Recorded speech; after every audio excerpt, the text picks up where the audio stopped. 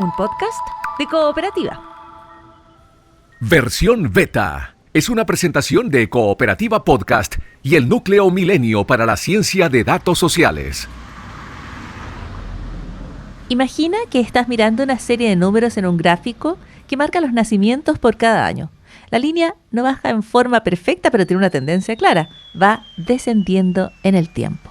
Su mensaje es elocuente. Cada año nacen menos niños y niñas en el país. Los nacimientos van a la baja. Las cifras recientes, de hecho, muestran niveles históricamente bajos de fecundidad en el país y una transformación demográfica que ya está en el debate y en la preocupación pública. La tasa global de fecundidad está bajo el nivel de reemplazo y en mínimos históricos. Cifras como esas se repiten en informes, en titulares de los medios, en presentaciones, pero un gráfico no explica por sí solo todo lo que está ocurriendo. Detrás de los datos hay decisiones, condiciones de vida, cambios sociales y económicos que se cruzan, ingresos, vivienda, trabajo, educación, salud, expectativas que influyen en los distintos proyectos de vida para las generaciones. No hay una sola causa, pero dentro de este conjunto, este episodio va a mirar una dimensión específica, las experiencias vinculadas al embarazo, al parto y la atención en salud, y cómo esas experiencias forman parte también del contexto en el que se piensa la maternidad y se decide. La ciencia de datos sociales suele partir de números, pero no se queda allí. La pregunta más importante es qué experiencias reales representan esas cifras y qué patrones nos van registrando. En este capítulo de versión beta, la mirada se mueve hacia ese cruce entre datos y condiciones de vida, estadísticas y decisiones, evidencia y experiencias vinculadas a la maternidad. Porque cuando los números hablan de fecundidad, no solo registran nacimientos, también pueden reflejar patrones sobre las condiciones en que las personas viven, deciden o enfrentan la posibilidad de tener hijos o hijas. En ese contexto, lo que ocurre durante el embarazo y el parto también es parte de la conversación, como una de las dimensiones concretas del amplio conjunto de factores que inciden en este tema. Versión Beta.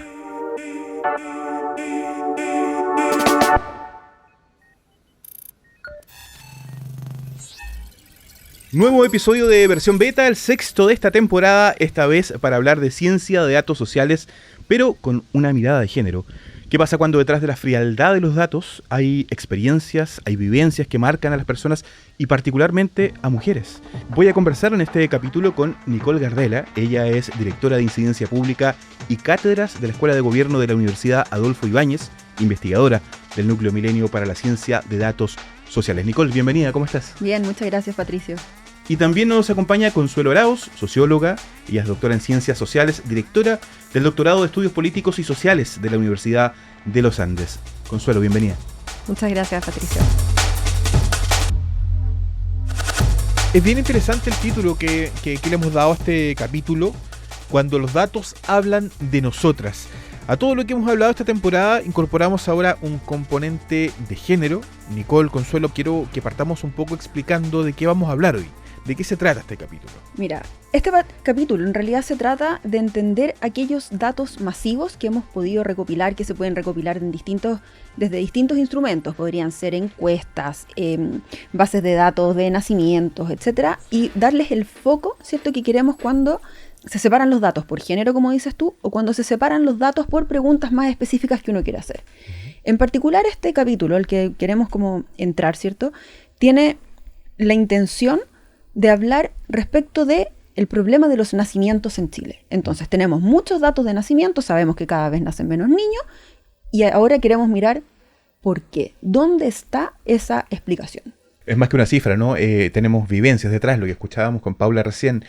Hay experiencias detrás de cada dato y no queda en la frialdad, ¿no? Consuelo, ¿cuál es tu visión sobre este capítulo? Y nos puedes contar un poquito cómo entra el componente de género cuando se analizan tantas cantidades de datos que decimos, son muy fríos. Sí, en lo particular creo que los datos de tipo cuantitativo siempre requieren complemento, requieren contextualización para saber cómo interpretarlos, ¿no? Porque una tabla, un gráfico, un porcentaje puede ser interpretado de maneras muy distintas según dónde nosotros nos situamos para contextualizarlo históricamente, con quién lo estamos comparando y sobre todo también con historias particulares, historias cualitativas de vida que nos permiten dialogar con esos datos de una manera mucho más rica. En ese sentido, te pregunto, Nicole, tenemos una realidad objetiva, nacen cada vez menos niños en Chile, ¿no? Eso es verdad.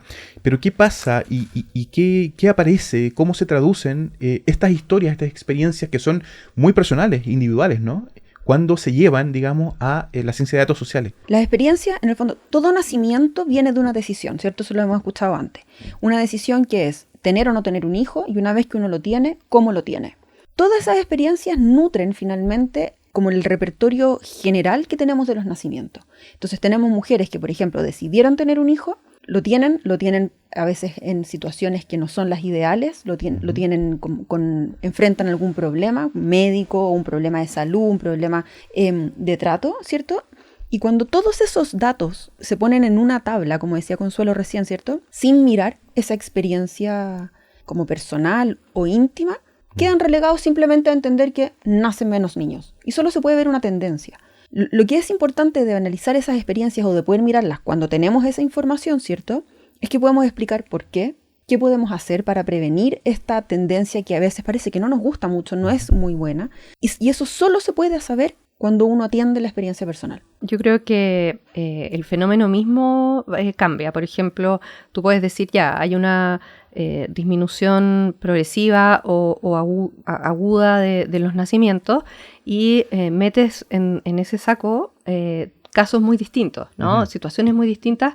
Por ejemplo, no es lo mismo cuando esa disminución se debe a que las mujeres tienen menos hijos o si es que las mujeres no tienen hijos, ¿no? Entonces empezamos a entender que los fenómenos tienen como capas, como estratos, niveles internos que requieren, a lo mejor tengo que explicar de un modo distinto el caso de que hay mujeres tienen menos hijos que el caso de las mujeres en general más jóvenes o con ciertas características que deciden no tener más hijos o que no pueden, que también es un caso porque, no sé, hoy en día se atrasa mucho el momento para empezar a querer tener un hijo y ya ahí se ha reducido mucho la capacidad de tenerlo. Entonces yo creo que, por ejemplo, ese tipo de consecuencias de mirar los datos de un modo más cualitativo, incluso si son datos cuantitativos, te permite ir entendiendo el fenómeno en sus distintas capas. En ese sentido, Nicole, hoy día, ¿cómo se está viendo esto a nivel de política pública o a nivel de institucionalidad? ¿Estamos leyendo mal esta transición demográfica, no? No, yo no creo que lo estamos leyendo mal. Yo creo que se lee bien. Lo que se lee es como vacíamente. Ajá. Yo creo que todos saben que viene la baja, en el fondo, las tasas de natalidad. Eso no es un misterio para nadie lo niega. Lo que no están haciendo es mirar en profundidad esa situación. Entonces, hay una cosa como que importante. Cuando uno tiene nacimientos, tiene experiencias, ¿cierto? Se van juntando como en tendencias y esta tendencia ha ido disminuyendo. Nacen menos niños, efectivamente. Las políticas públicas entonces ven esa tendencia y llegan hasta ahí. Lo que queremos aportar nosotros, y analizando estos grandes como bases de datos que nos aportan información como general, ¿cierto? Es en qué momento esta baja tendencia se ha estandarizado, en qué momento esta cuestión se vuelve un protocolo, finalmente. Porque cuando esto se vuelve un protocolo, o sea, como una conducta social aprendida, lo que termina ocurriendo es que se vuelve como institucional. Entonces se ha institucionalizado esta idea de que un hijo es suficiente, o uno o ninguno, porque no tengo los medios, porque no puedo, como dice Consuelo, en el fondo llega un momento en el que si yo atraso la decisión y la atraso hasta que tengo 40 años, es infinitamente más difícil tener un hijo a los 40 que tener a los 25, biológicamente hablando. Entonces se empiezan como a institucionalizar patrones y esos patrones son los que yo creo que no se están mirando en detalle. No el diagnóstico está correcto, estamos todos al tanto. Adriana tenía 19 años, era 2017 y estaba embarazada. El nombre elegido para su futura hija era Trinidad. Con 40 semanas de gestación, comenzó con el trabajo de parto. Fue al consultorio donde se realizan los controles prenatales, pero le indicaron que volviera a su casa porque consideraban que no estaba lista.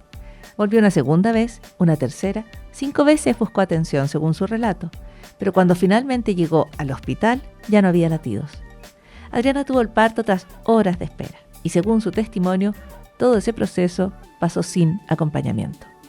Historias como estas existen.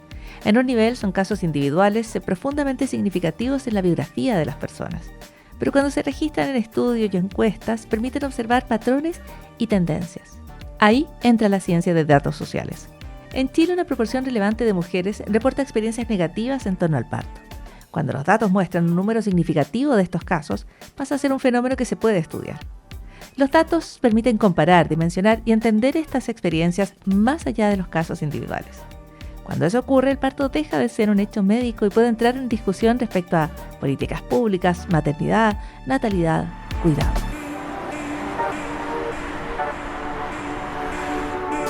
Esta historia da cuenta de una realidad que aparece como muy común, ¿no? La violencia obstétrica. Dicho eso, ¿por qué es tan importante que, y volviendo a lo que conversábamos antes, que estos fenómenos íntimos o casos como el de Adriana entren en el mundo de los datos y no queden solo en el relato personal?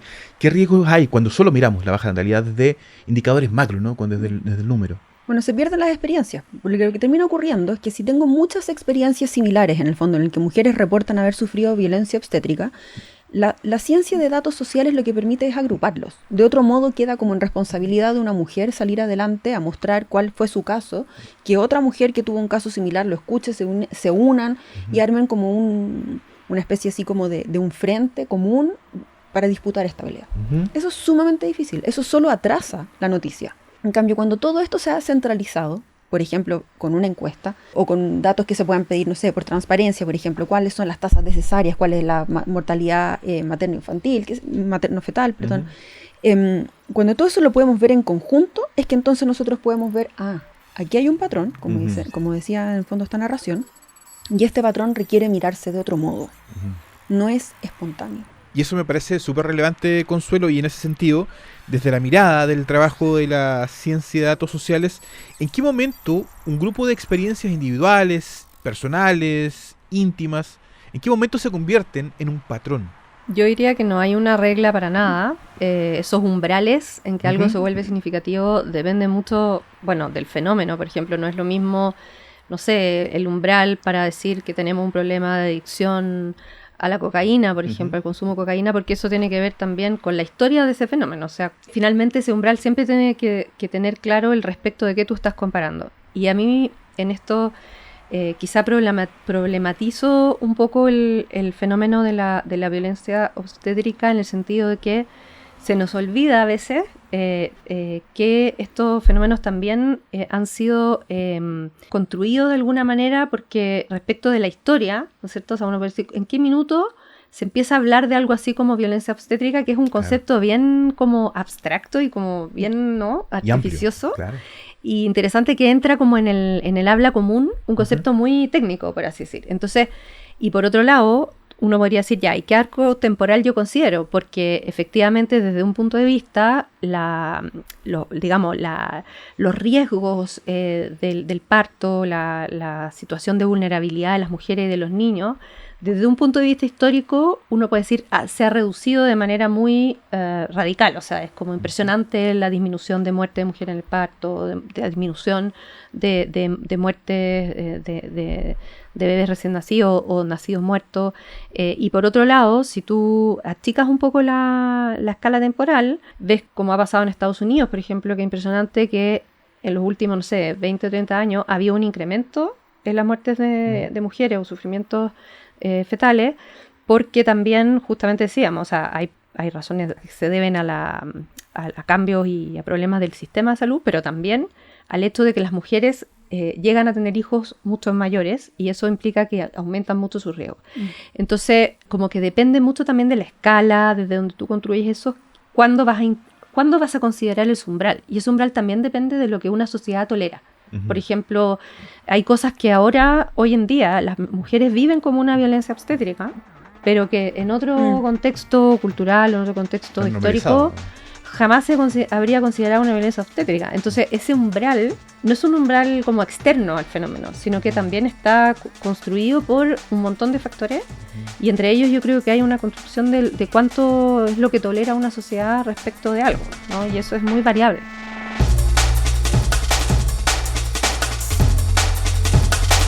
Hay distintas formas de recoger datos, ¿sí? Hay, por ejemplo, encuestas, uno puede hacer focus group, entrevistas más pequeñas, uno puede nutrirse, por ejemplo, del relato de algún del personal de salud que vivencia esto todos los días en una sala de parto, y se pueden ir recogiendo distintas cosas y uno puede después decidir una forma metodológica con la que va a recoger esto y va a decir, me voy a nutrir de esta forma. Entonces hay múltiples maneras de hacerlo. Por ejemplo, en el Observatorio de Violencia Obstétrica, que es un lugar en el que yo también colaboro, el año 2017 se hizo una encuesta. Y ahí se levanta una encuesta en la que dice, vamos a preguntar por una encuesta sobre el nacimiento en Chile. Voy a contestar cualquier mujer que haya tenido un parto en Chile. Cualquiera haya sido su desarrollo, cualquiera haya sido su experiencia, público, privado, da lo mismo. Es una encuesta que se lanzó online, así como se fue distribuyendo entre voz en voz, digamos, una bola de nieve, y contestaron más de 12.000 mujeres. 12.000 experiencias de parto. Wow. De mujeres que habían tenido alguna experiencia de nuevo de parto entre 1970 y el año 2016. Por supuesto, la mayor cantidad de relatos estaba unificado en los últimos 5 años, 3 años, y habían, no sé, 2 mujeres que habían reportado un parto en el 1970, pero era una encuesta sumamente larga, era una encuesta que tenía 71 preguntas. Y de esas 71 preguntas se preguntaba si había sufrido discriminación, cuál era su edad, si tuvo el parto solo, si tuvo, no sé, en qué región de Chile, etc. Y la última pregunta era una pregunta abierta. Diga lo que usted quiera decir. Y en ese diga lo que usted quiera decir había muchas gracias por esta encuesta, pero habían cientos de más de respuestas relatando la experiencia del parto. Y esos discursos, en el fondo, nosotros los tomamos, los analizamos, y esa es otra manera. Entonces tenemos datos que se recogen en una encuesta, que se pueden comparar, ¿no es cierto?, con las bases de datos nacionales que indican cuántos niños han nacido en unos u otros lugares, cuáles de esos terminaron con, por ejemplo, con niños mortinatos, cuáles fueron después, en el fondo, problemas maternos, etcétera, y se pueden ir comparando y sacando luces de esas cosas. Pero son esfuerzos como distintos, son 2 metodologías aplicadas que uno después puede como integrar para poder tratar de darle, como decía Consuelo al principio, como voz a estos datos generales. Cesárea significa cortar, implica abrir la piel, separar los tejidos, acceder al útero. Es una intervención quirúrgica que en muchos casos permite reducir riesgos y proteger la salud de la madre y del recién nacido. Pero en Chile las cesáreas han tendido a aumentar, y eso abre una pregunta: ¿cómo se explica esa tendencia? Al mirar los datos aparecen contrastes. En algunos contextos, como el sector privado o determinadas regiones, la cesárea es mucho más frecuente, y en algunas zonas se ubica por sobre las referencias internacionales. Pero la ciencia de datos sociales no se queda solo en las preguntas, también busca entender las condiciones y el contexto de las cifras, el porqué. Y la respuesta no está en un solo factor, incluye variables clínicas, pero también otros aspectos, cómo se estructuran los servicios, los tiempos de atención, la disponibilidad de recursos, la atención a la mujer. Así, lo que ocurre en cada caso también se refleja con el tiempo en las cifras.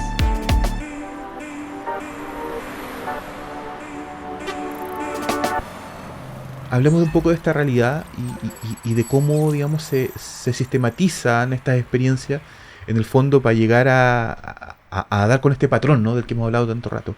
Bueno, el tema de la cesárea yo lo encuentro súper interesante porque la cesárea en realidad es muy ambivalente del punto de vista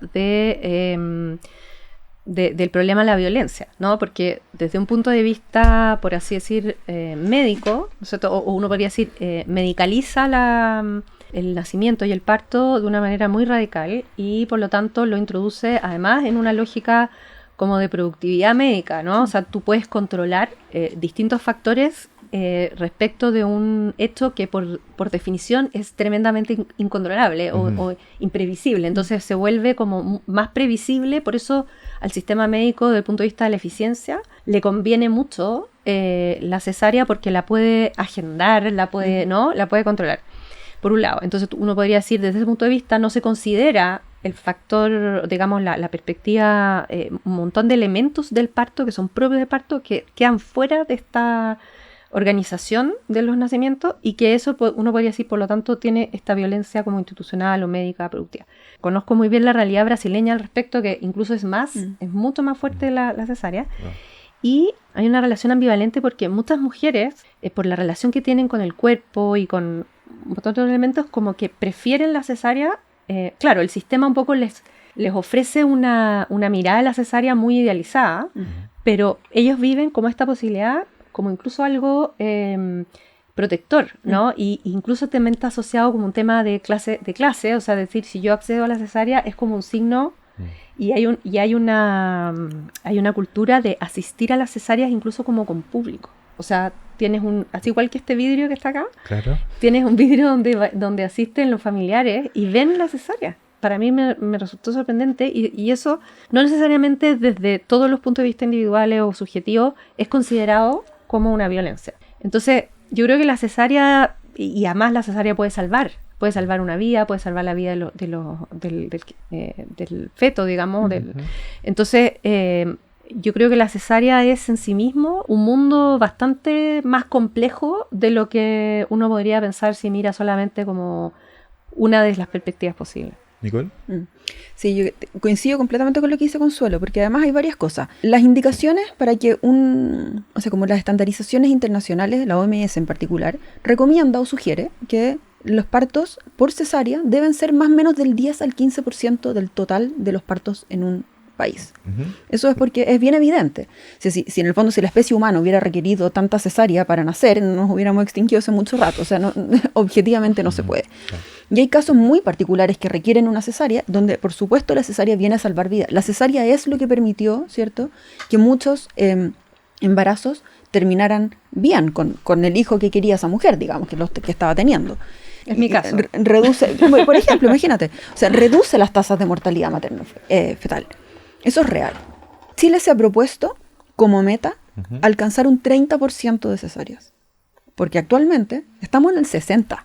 Si uno traduce eso a una cuestión evolutiva, 6 de cada 10 niños tuvieran que nacer por cesárea, de nuevo, no estaríamos acá, seríamos muy poquito, Sí, claro. y no hubiéramos llegado jamás.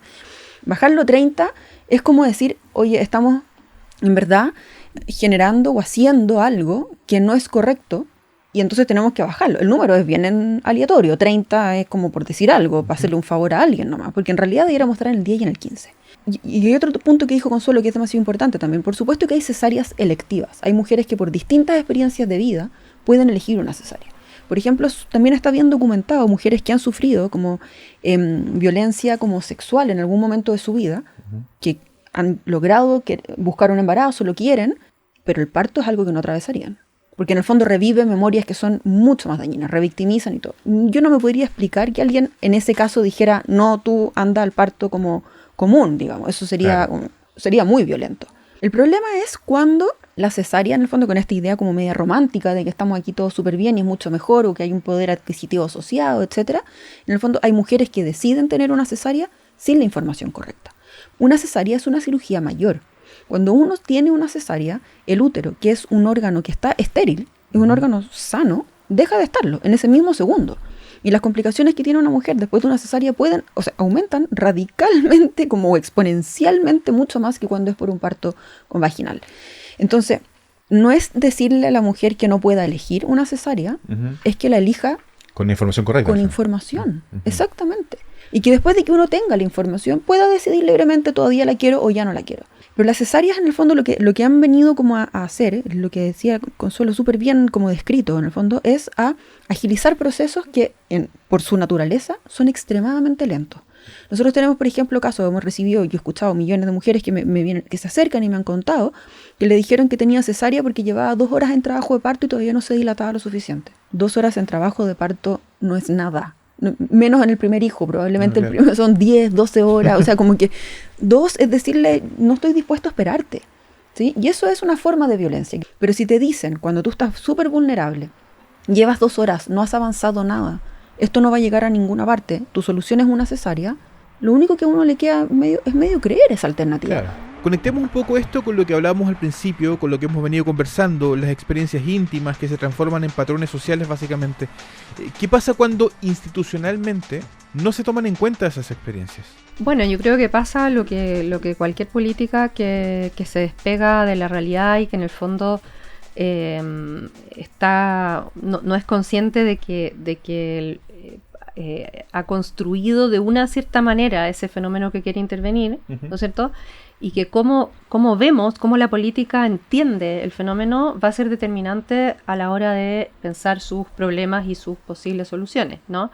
En este caso, por ejemplo, yo creo que además de la diferencia de perspectiva de las mujeres madres y del sistema, digamos, médico, dentro del sistema médico acá también hay una diferencia muy importante, que son los criterios propiamente médicos y los criterios económicos. Entonces yo diría que incluso ahí hay una pugna como interna al propio ámbito hospitalario, digamos, que también es súper relevante para la política pública, porque la política pública tiene que lograr incorporar ambos criterios, o sea, todos esos criterios, digamos, pero por ejemplo, ¿qué prioriza la política pública?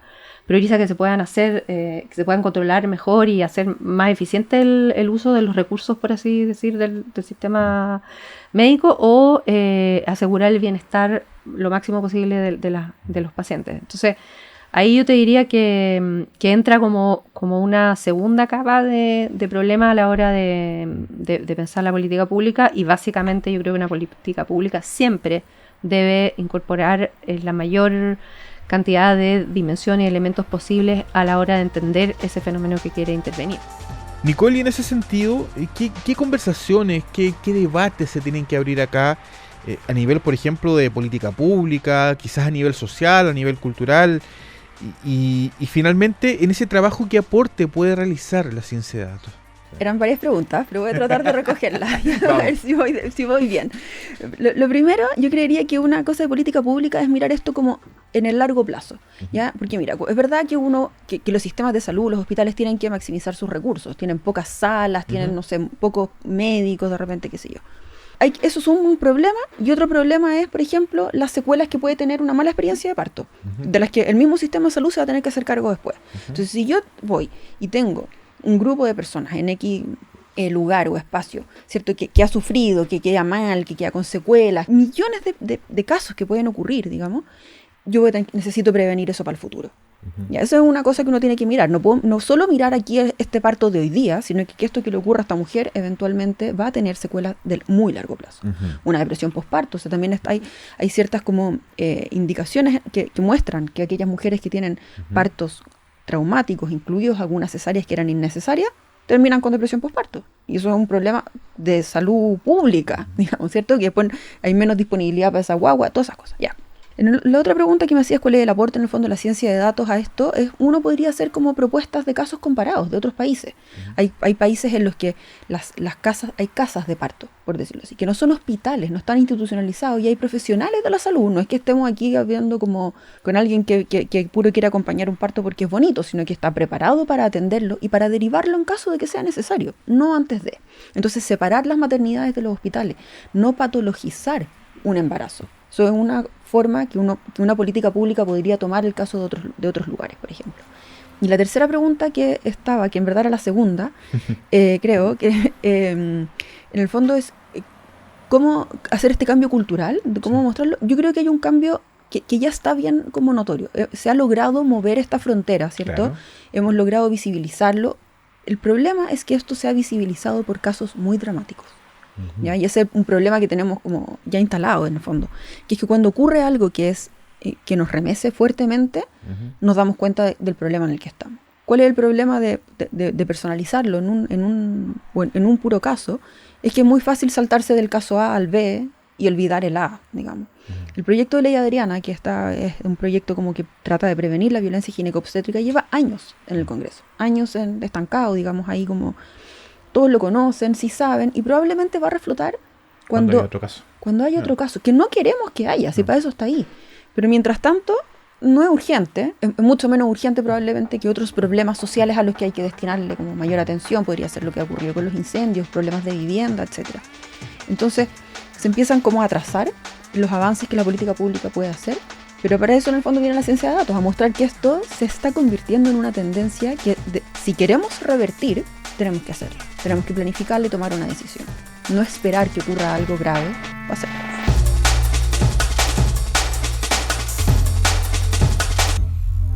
Quiero llevarlas a otro tema relacionado con esto, ¿no? Que tiene que ver con lo que hemos hablado con varios profesores antes, que es cuando tú entrenas una inteligencia artificial, como se hace en la ciencia de datos, para recoger miles de datos y poder generar cierta información, en este caso, ¿no? Siempre se habla de los sesgos de distintos tipos, y entre esos el sesgo de género, ¿no? Que son los sesgos que tenemos los humanos, ¿no? Que se reproducen en este entrenamiento de la inteligencia artificial. En ese sentido, ¿cuál es el riesgo que se corre aquí cuando estamos hablando precisamente de temas de género, ¿no? Bueno, el riesgo es súper alto y depende, por supuesto, de cómo uno entrene la máquina que está, en el fondo, con la que está trabajando. Primero, hay como datos que se pueden procesar, ¿cierto? Con plataformas o con programas mucho más estandarizados sin género, como podría ser un Excel cualquiera, un R, un Stata, no están con género. Cuando yo agarro todos estos datos y los proceso con alguna inteligencia artificial, es donde está el riesgo del sesgo de género. Y uno puede entrenarlo para tratar de despejar un poco esto que ocurre. Actualmente es mucho más fácil porque somos conscientes de eso. Sabemos que eso ocurre y por lo tanto uno pone el ojo ahí, le dice, cuidado con esto, revisa esto 2 veces, da la vuelta.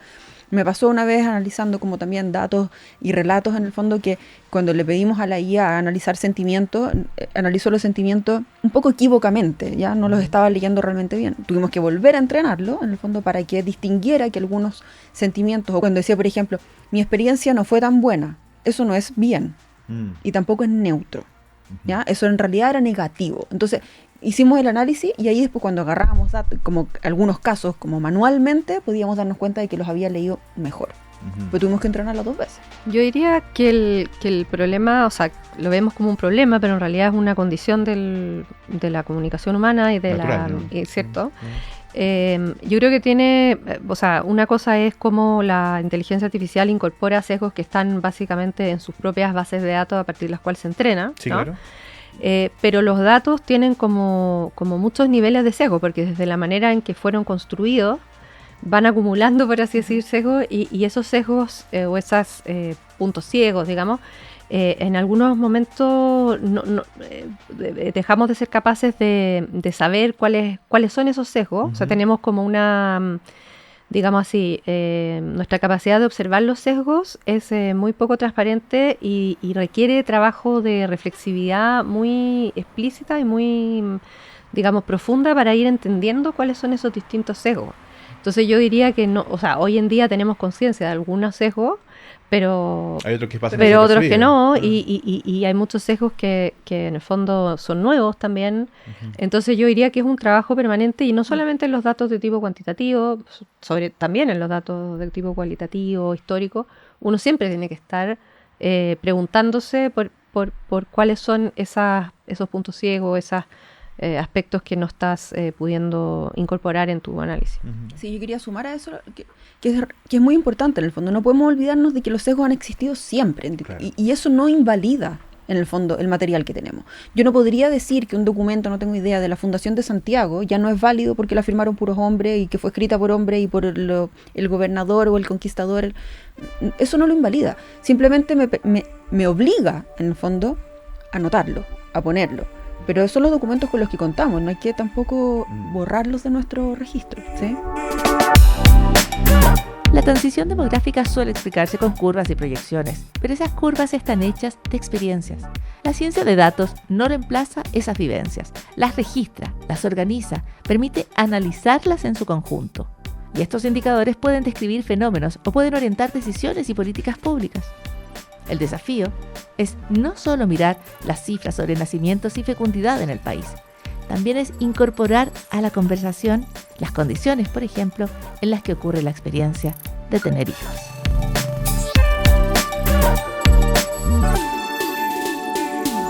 Y hasta aquí llegamos, cerramos un nuevo capítulo de versión beta. Le agradecemos que hayan venido Nicole Gardela. No, gracias Patricia, te y pasaste. también a Consuelo Arauz, gracias. Muchas gracias por la invitación. Y también te agradecemos a ti que nos escuchas, a ti que te suscribiste a versión beta. Y ojo que también pueden participar, pueden proponer ideas para capítulos, hacer preguntas. Lo pueden hacer por mail a podcast@cooperativa.cl o también por WhatsApp. Nos pueden mandar un mensaje de voz al más 569-3381-8361.